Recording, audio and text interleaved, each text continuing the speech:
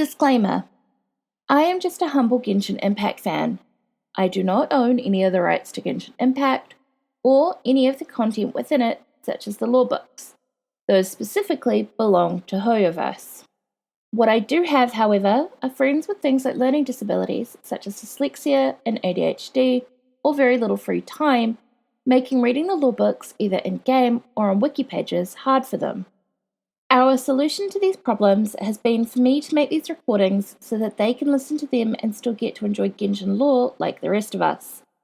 I have chosen to upload these recordings to YouTube as a way of sharing them with other fans within the community who might be in similar situations. I am admittedly no voice actress, trained narrator, or video editor, but I have tried my best, so please be gentle with me. Therefore, without further ado, let's get into today's story. Breeze Amidst the Forest. A 2-volume collection of ballads recorded, compiled, and arranged by scholars centuries ago. Volume 1.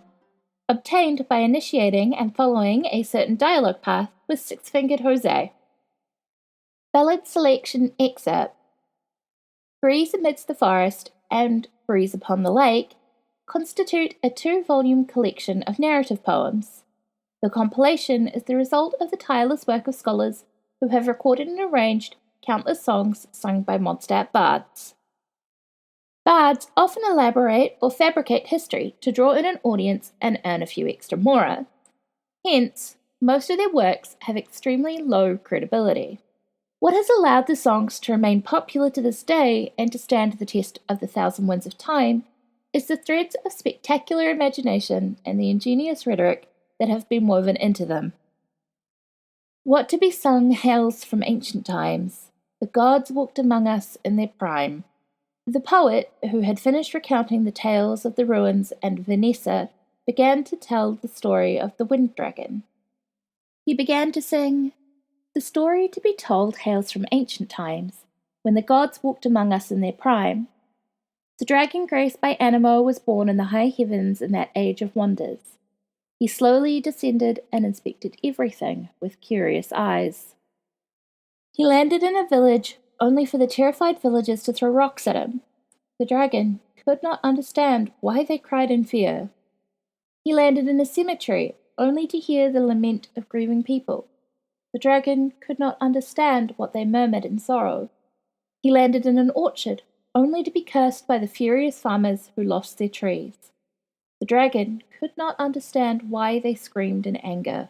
The world was too complicated for a young dragon. The dragon was bewildered, yet he did not give up. One day, the dragon heard music pouring out from the holy lyre de Himmel. This was the name of the lyre belonging to the Animo Archon. Enchanted by the poetry, the wind dragon landed beside the best singer under the skies. People panicked, for the mighty elemental dragons and the great archons that reigned over the earth had never seen eye to eye. "Behold his beauty and benignity," the wind-born bard sang. "But we do not know him," the people replied. "What mysterious magic lies behind music and poetry that has the power to mesmerize both dragons and human alike? I, for one, cannot fathom it." The dragon decided to stay with the bard, for he too wished to be understood by all souls. He later learned human speech and the wind-born bard's singing techniques. Omitted. Later generations regarded him as one of the 4 winds that watched over and protected Mondstadt.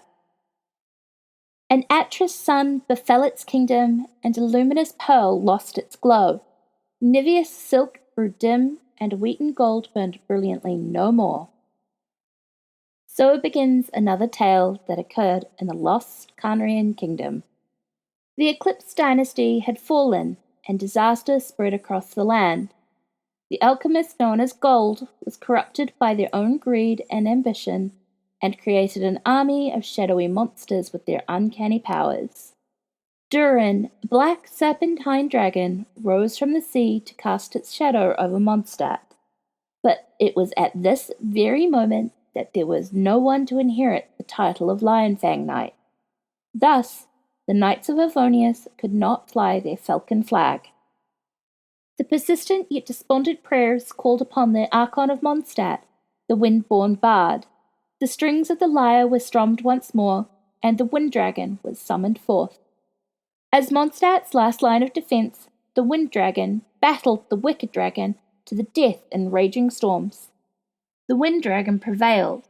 He tore open the throat of the wicked dragon at the cost of ingesting its poisonous blood. The blood of the wicked dragon was distorted gold, with the powers to crumble mountains and to poison the earth. The wind dragon protected Mondstadt with his life, and his only wish was to be understood by humans. And so he drifted off into a deep slumber. The holy lyre played a sorrowful tune. The holy lyre sang, "Should you awaken, spread your wings and live your life freely. A dragon is born to soar the skies, and mortals shall surely grasp your beauty." Volume 2. A reward from Lisa for completing the Archon quest sparks among the pages, and Prologue, Act 1, The Outlander Who Caught the Wind. The Dragon. An excerpt from an investigation into the cultural customs of the Wind Kingdom, more commonly known as Records of Customs and Culture by Jacob Musk. The wolf of the Night of Boreas, the lion of the Lion Fang Night or Dandelion Night, the falcon of the Knights of Favonius, and the wind dragon, Dvalin, have long been regarded as the four winds that watch over Mondstadt. After the Lion Fang Night liberated Mondstadt, the Knights of Favonius was established, and the Night of Boreas joined them. The tradition of worshipping the four winds was gradually formed in Mondstadt.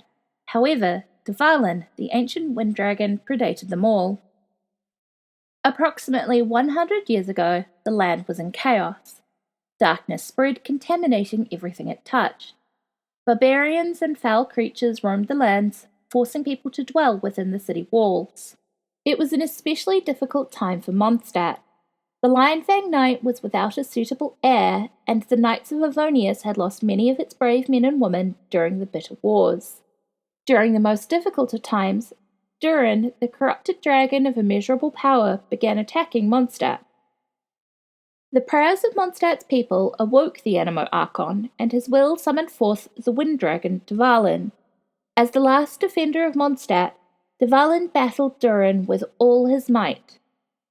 The result was clear. Durin's remains still lie atop the snowy peaks to the south of Mondstadt, but the story of how the battle ended was lost in time. It is said that Dvalin ripped out Durin's throat, and together they fell from the sky.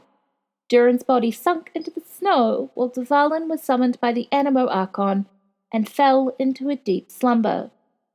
People used to believe that Dvalin would awaken whenever Mondstadt faces a new threat. But in these times of peace, the belief of the four winds has gradually eroded, and their temples lie all but completely deserted. Citation of unknown origin.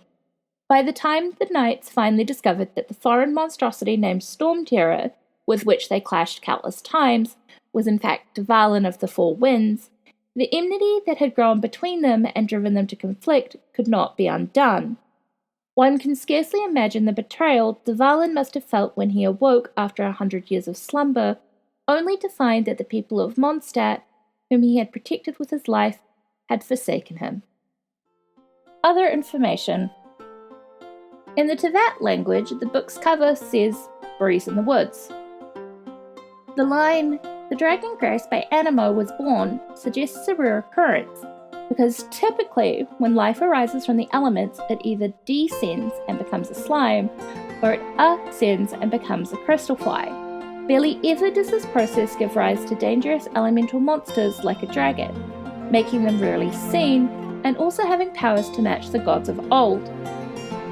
There is a vague sentence within the original Chinese version which may be intended to be read as, "The ancient kingdom's Atreus sun, black sun, eclipse, fell, the luminous pearl lost its glow."